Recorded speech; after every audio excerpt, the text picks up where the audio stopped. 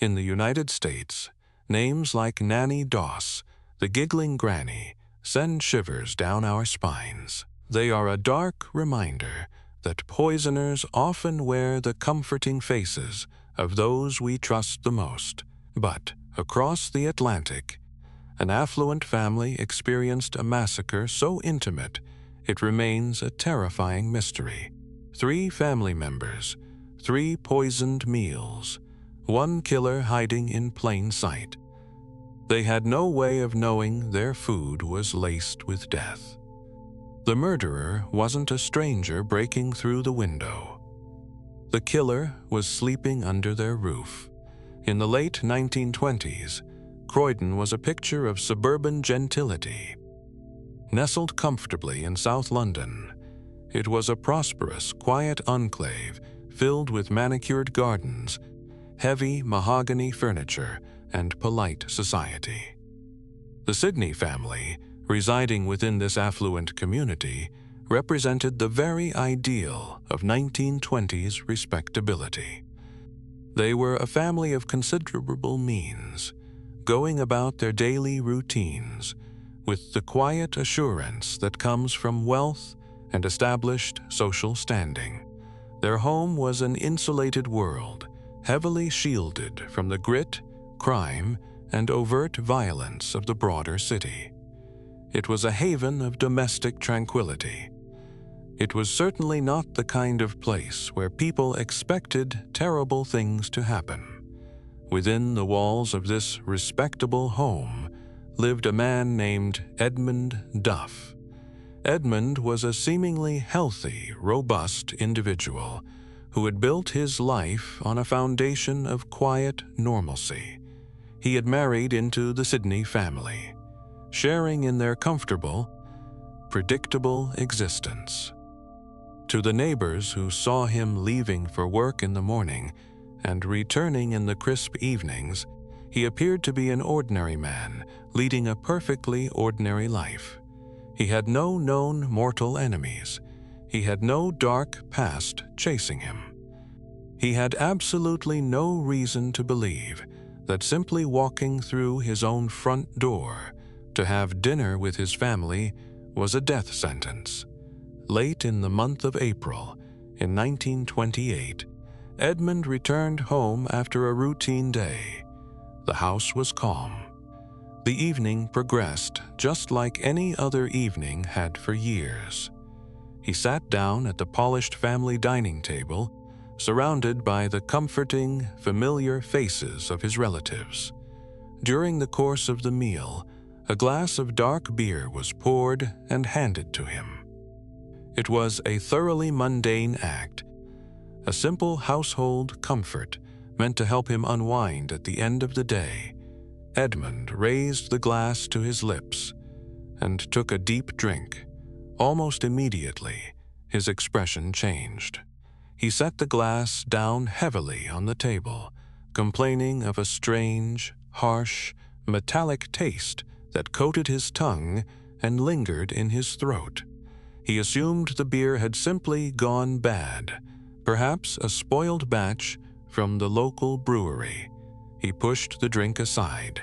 He had no way of knowing that with that single, bitter swallow, his fate had already been sealed.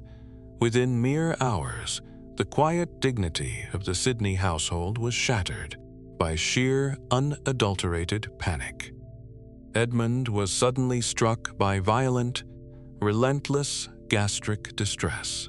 The pain was immediate and excruciating, tearing through his abdomen with a ferocity that left him entirely incapacitated. He was writhing in agony, his body violently rejecting whatever was destroying it from the inside out. The safe, quiet home was suddenly filled with the sounds of a man fighting for his life. Desperate and terrified, the family summoned the local doctors. When the physicians arrived and observed Edmund's catastrophic decline, they relied heavily on the medical understanding of their time. They looked at a man suffering from aggressive vomiting, dehydration, and severe abdominal cramps. and they arrived at a conclusion that made perfect logical sense to them. They misdiagnosed his condition as an extreme case of severe food poisoning, or perhaps a sudden, natural gastric anomaly. They prescribed standard, ineffective treatments to soothe his stomach. They assured the frightened family that it was a severe attack, but ultimately a natural biological occurrence. The treatments did absolutely nothing. The doctors were fighting a ghost they could not see. Edmund's condition rapidly deteriorated over the next few agonizing days. The horrific internal damage to his organs was entirely irreversible. Despite the frantic efforts of the physicians and the terrified prayers of his family, Edmund Duff died in unimaginable agony on the 27th of April, 1928. The Sidney home was instantly plunged into deep mourning. Black crepe was hung on the door. Condolences poured in from shocked neighbors and friends. Everyone, including the grieving widow and the extended family, believed this to be a horrific, tragic stroke of bad luck. A random, unfortunate illness that had simply taken a good man well before his time. It was a devastating tragedy, yes, but a natural one. The community mourned the fragile, unpredictable nature of human life. They arranged a respectful, somber funeral. They buried Edmund Duff in the cold earth, standing shoulder to shoulder in their grief. They buried Edmund with tears in their eyes, completely unaware that his killer had watched him drink the poison. The calendar turned, bringing a slow, fragile peace back to the estate. 10 quiet, mournful months passed since the sudden, agonizing demise of Edmund Duff.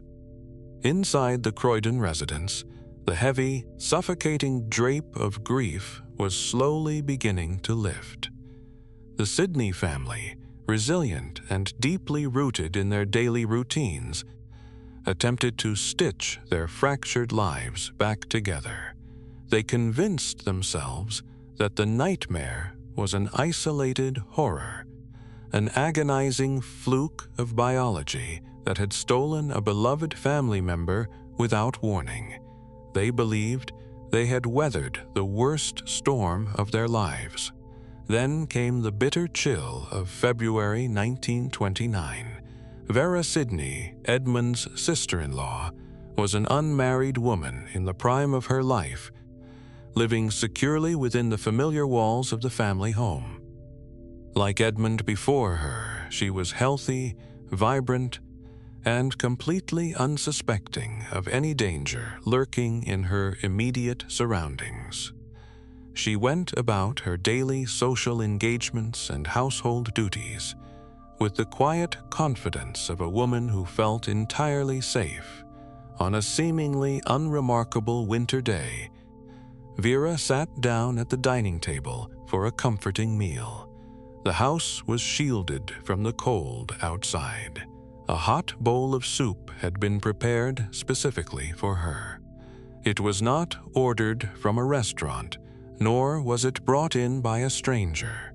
It was cooked right there, in the warm, familiar confines of the family kitchen, using the family's own utensils. It was served to her by hands she trusted implicitly. She consumed the broth. The reaction was not just swift. It was a terrifyingly precise, almost cinematic echo of the past. Vera was suddenly seized by violent, debilitating gastric cramps. The exact same symptoms that had ravaged Edmund 10 months prior now tore through her own body with merciless aggression. She was gripped by severe vomiting, profound dehydration, and unendurable abdominal pain that left her bedridden and screaming. The household, which had just begun to heal, was violently plunged back into the very same nightmare they believed they had left behind in the previous year. Once again, the local physicians were summoned in an absolute panic.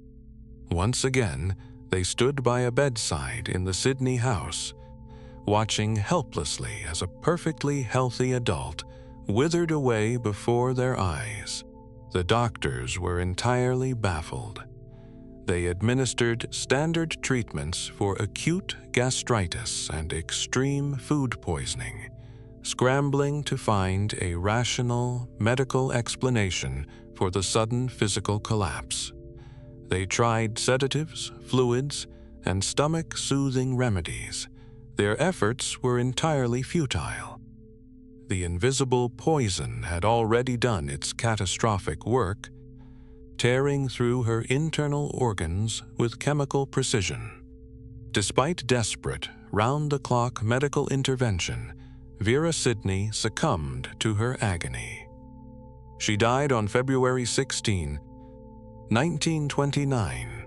This second tragedy fundamentally altered the atmosphere of the community and the very fabric of the household. The attending doctors were completely bewildered, their medical textbooks offering no logical rationale for such a bizarre coincidence. Outside the home, the polite, respectful silence of the affluent neighborhood shattered. Whispers began to circulate over garden fences and across afternoon tea tables. People speculated about cursed water pipes, tainted local grocers, or perhaps a severe hereditary flaw. But inside the Sidney household, the grief morphed into something far more insidious. Pure, suffocating paranoia started to creep into the hallways. How could two healthy, robust adults suffer identical, fatal stomach ailments while living under the exact same roof? The mathematical improbability was glaring. The surviving family members began to look at one another differently. The heavy mahogany furniture and the polished silverware no longer represented wealth and comfort. They represented a hidden, terrifying threat. Every meal served was now viewed with a subtle, unspoken hesitation. The realization was slow, but it was horrifying. Two sudden deaths in one house was no longer a coincidence. It was a hunting ground. By March of 1929, the atmosphere inside the Croydon house had become entirely unbearable. Violet Sidney, the elderly matriarch of the family, was practically shattered by grief. She had just buried her seemingly healthy son-in-law, Edmund, and now she had buried her own vibrant daughter, Vera. The emotional toll of watching two family members die in such sudden, agonizing, and identical circumstances was devastating. The house, once a symbol of 1920s suburban comfort, now felt like a suffocating tomb. Every shadow held suspicion, and every meal was consumed in a state of quiet, unacknowledged dread. Violet, trying to cope with the overwhelming sorrow and the creeping terror, relied on her daily routines. On the 5th of March, needing to steady her deeply shaken nerves, she reached for her prescribed medicinal tonic. It was a standard, reliable remedy that she had taken many times before, prepared and dispensed to help calm an elderly woman in mourning. She poured the dose, entirely unsuspecting of what awaited her. She lifted the glass and swallowed. Instantly, Violet recoiled violently. She cried out in revulsion, immediately complaining that the medicine tasted horrific, far worse than its usual bitter flavor. It wasn't just unpleasant, it was aggressively wrong. She pushed the remaining liquid away, but the damage was already done. The killer had struck again, demonstrating a terrifying persistence and an absolute lack of mercy. Within a matter of hours, the devastatingly familiar cycle began. Violet was struck by the same violent, relentless gastric distress that had killed Edmund and Vera. The agonizing stomach cramps, the severe vomiting, the rapid physical collapse. It was a horrific replay of the nightmare the family had already endured twice. The elderly woman's body was ravaged by the invisible toxin, deteriorating rapidly despite the frantic, belated interventions of the bewildered local doctors. Violet Sidney died in agony. This third death broke the dam of denial. The sheer statistical impossibility of 3 seemingly healthy family members dying of identical, sudden stomach ailments within 10 months was undeniable. The local doctors could no longer hide behind misdiagnoses of severe gastritis or bad food. The community could no longer write it off as an unfortunate string of bad luck. The truth was too glaring, too monstrous to ignore. For the surviving family members, Grace, the widow of Edmund and Thomas, the brother of Vera, the reality was absolutely chilling. They were left standing in a literal house of death. The comfort of their affluent lives was entirely destroyed. They were forced to look at each other, knowing that the mathematical probability of a natural cause had vanished. They knew, without a shadow of a doubt, that someone had deliberately poisoned the beer. Someone had deliberately poisoned the soup. Someone had deliberately poisoned the tonic.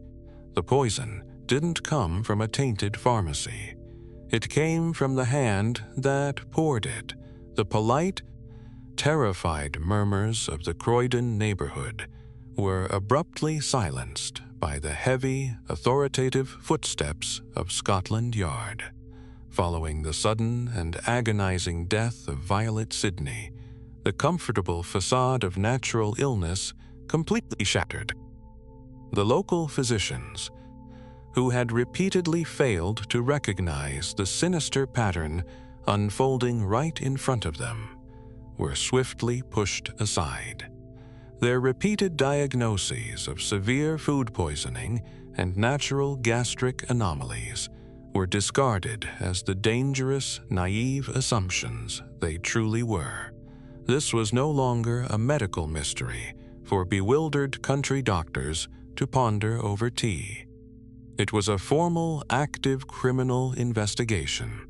Inspector Peter Beveridge, a seasoned and meticulous detective from Scotland Yard, officially took command of the escalating crisis.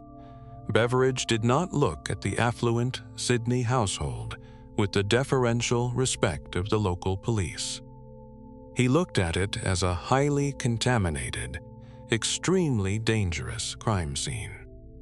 He saw exactly what the frightened, grieving family had desperately refused to acknowledge: a meticulously orchestrated, cold-blooded string of homicides playing out in slow motion.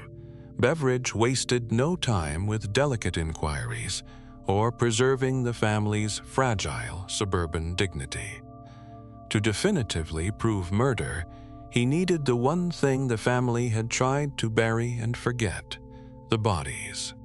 Moving with the cold, uncompromising efficiency of the law, the inspector immediately secured the necessary legal warrants. He ordered the immediate exhumation of both Edmund Duff and Vera Sidney. It was a grim, solemn procedure that brought the horror of the situation fully into the public eye. The earth of the quiet, respectable cemetery was turned over, and the heavy caskets were pulled from the ground, bringing the victims back into the harsh light of day so their remains could finally tell the terrifying truth. The physical evidence was handed over to the most brilliant, authoritative scientific minds of the era. Sir Bernard Spilsbury, the legendary pioneer of forensic pathology, whose very name commanded absolute authority in British courts, alongside the highly respected toxicologist Dr. Bronte, were tasked with finding the invisible agent of death. They conducted rigorous, exhaustive tests on the exhumed remains, as well as the freshly deceased Violet Sidney. They utilized the latest, most sophisticated toxicological advancements of the 1920s, painstakingly searching the preserved tissues for the chemical signature of a killer. The laboratory results did not just confirm Scotland Yard's worst fears, they eliminated all remaining doubt with devastating scientific precision. Spilsbury and Bronte found massive, undeniably lethal doses of arsenic, heavily concentrated in the vital organs and tissues of all three victims. This was the definitive twist that turned a string of tragic domestic ailments into a masterpiece of horror. Arsenic, historically known as the inheritance powder, was the absolute perfect weapon for a patient calculating killer. It was colorless, largely odorless, and easily disguised in strong-tasting food and drink. More chillingly, its symptoms, violent vomiting, cramping, and severe dehydration, perfectly mimicked the natural gastric distress that had originally fooled the local doctors. It was not a sudden biological anomaly. It was deliberate, intimate chemical warfare. Furthermore, the forensic investigators and Scotland Yard detectives logically traced the administration of the heavy metals directly back to the specific, mundane items consumed within the supposed absolute safety of the house. The lethal doses were definitively linked to the dark beer Edmund had sipped to unwind after work, the comforting bowl of soup Vera had consumed at the dining table, and the medicinal tonic Violet had taken to soothe her shattered nerves. The deduction was laid completely bare before the authorities and the terrified surviving members of the household, leaving no room for comforting illusions. Inspector Beveridge mapped out the geographical and temporal constraints of the crimes. 3 separate poisonings, 3 distinct targets, 10 long, agonizing months separating the first death from the last. The logic was chillingly simple and absolutely inescapable. No random stranger had the uninterrupted, invisible access required to selectively contaminate 3 very specific meals over the course of nearly a year. There were no signs of forced entry. There were no mysterious, shadowy intruders spotted lurking in the pristine Croydon gardens or climbing through the drawing room windows. The poison was administered by someone who intimately knew the victims' daily habits, their preferred drinks, and their exact schedules. It was done by someone who had free, unquestioned reign of the kitchen, the pantry, and the dining room. The police realized the horrifying truth of the Croydon poisonings. The monster wasn't lurking in the dark outside. The monster had been sitting at their dinner table all along. With the chilling reality of serial poisoning confirmed, the investigative lens aggressively narrowed. The grand, affluent house in Croydon was no longer merely a crime scene. It was an active interrogation room. The spotlight fell intensely and unforgivingly on the only prominent figures left standing amidst the familial carnage. There was Grace Duff, the grieving widow of the first victim, Edmund. And there was Thomas Sidney, the brother who had watched both his sister and his mother perish in unimaginable agony. They had both lived under that very roof. They had both eaten at that exact dining table, They both had unfettered access to the kitchen and the pantry. And, crucially, they both survived. The ensuing legal proceedings, formerly known as the Croydon Inquests, quickly morphed from a quiet local inquiry into an absolute national sensation. The press descended upon the courthouse, hungry for every gruesome detail of the domestic massacre. The previously impenetrable walls of the Sidney estate were metaphorically torn down for public consumption. Every hushed conversation, every minor disagreement, and every perceived slight was dragged into the harsh, unforgiving light of the coroner's court. The suspected motives, as they so often do in these intimate nightmares, circled back to the oldest and darkest catalysts of human betrayal: inheritance, money, deeply buried family resentments. It was publicly revealed that the sudden, unnatural deaths had drastically shifted significant financial assets within the surviving family structure.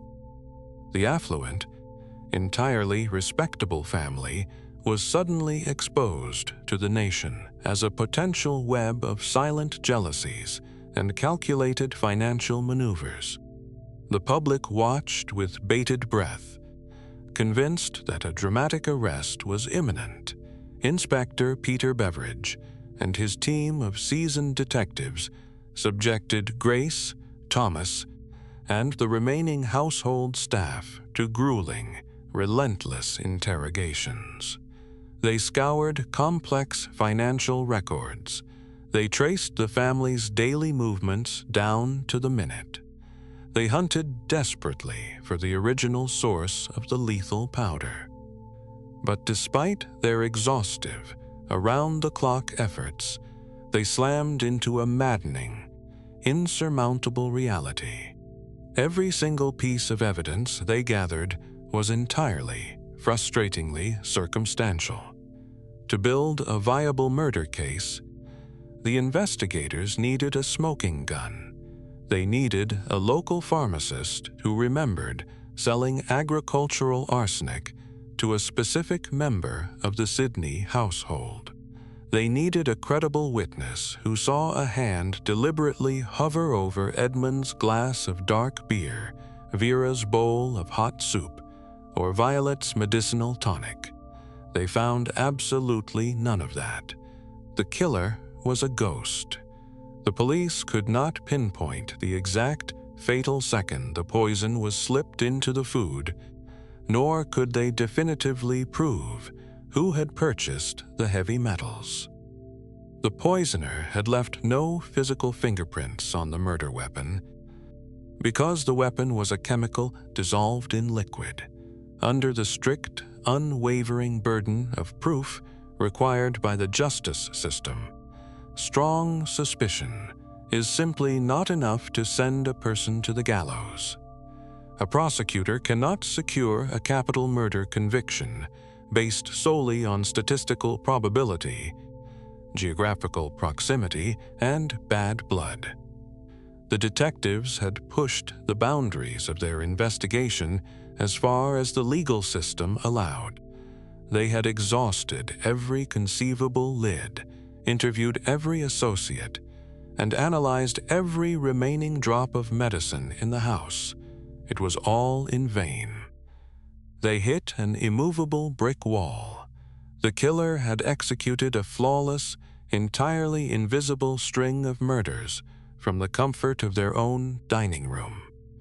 Without concrete physical proof linking a specific, named individual to the direct administration of the poison, the authorities were completely paralyzed. The inquest eventually concluded without a definitive culprit. No one was formally charged with the crimes. No one was ever arrested. No one was ever put on trial for the systematic massacre of the Sidney family. The investigators were forced to walk away from the Croydon estate with a bitter, haunting realization. They knew exactly how it happened and where it happened, but the who remained legally untouchable. Over the decades, the chilling events that unfolded inside that affluent Croydon home gradually faded from the front pages of the national newspapers. The grand, respectable house stood silent, and the sensational public inquests became nothing more than a dark, dusty chapter of the past. The police moved on to fresh horrors. The public found new scandals to consume. Today, the systematic eradication of the Sidney family remains officially listed as a completely unsolved cold case. It sits filed away in the quiet depths of the National Archives, meticulously preserved under the austere classification of MEPO 3-1-83. The thick, yellowing files detail every known fact, every chemical analysis, and every frustrated police report. But they lack the one piece of paper that truly matters: a conviction.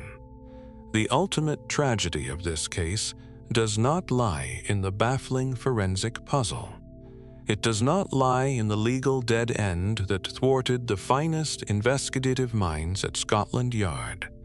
It lies in the profound, heartbreaking betrayal of Edmund Duff, Vera Sidney, and Violet Sidney. They were not criminals living dangerous lives. They were perfectly ordinary people going about their perfectly ordinary routines.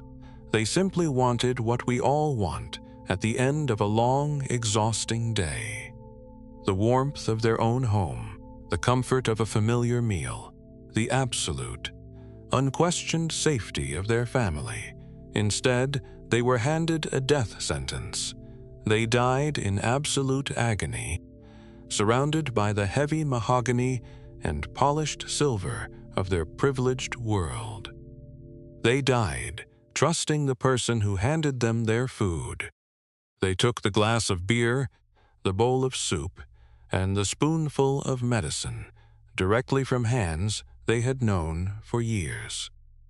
They swallowed the poison without a second thought. Because you do not suspect the people you love, there is a specific, suffocating, psychological horror to this unresolved mystery.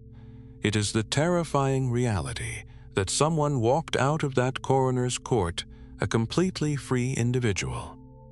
A calculated, cold-blooded serial killer successfully beat the strict British justice system. They packed their bags, walked out the door, and simply blended back into polite society. For the rest of their natural life, that person slept in a warm bed. They breathed the free air. They shook hands with neighbors and smiled at strangers on the street, carrying the darkest and most vile of secrets all the way to their grave. They knew the precise weight of the white powder they poured. They remembered the metallic clinking of the spoon against the glass. They stood by the bedside and watched their own family members writhe in unspeakable pain, pretending to weep alongside the doctors. And they never, ever broke their silence. They took the answer into the earth with them. The official police files may be closed and gathering dust, but the chilling questions surrounding the Croydon poisonings will never truly vanish. Who do you think orchestrated this intimate massacre? Who poured the lethal doses of arsenic into Edmund's dark beer, Vera's hot soup, and Violet's medicinal tonic? Was it Grace, the grieving widow who watched her husband die and stood to inherit the estate? Was it Thomas, the quiet brother left standing alone in a house of ghosts? Or was it someone else entirely, a shadow that the police never managed to catch? Let me know your theories in the comments below. Thank you for watching, and I hope to see you again right here as we uncover more unsolved mysteries.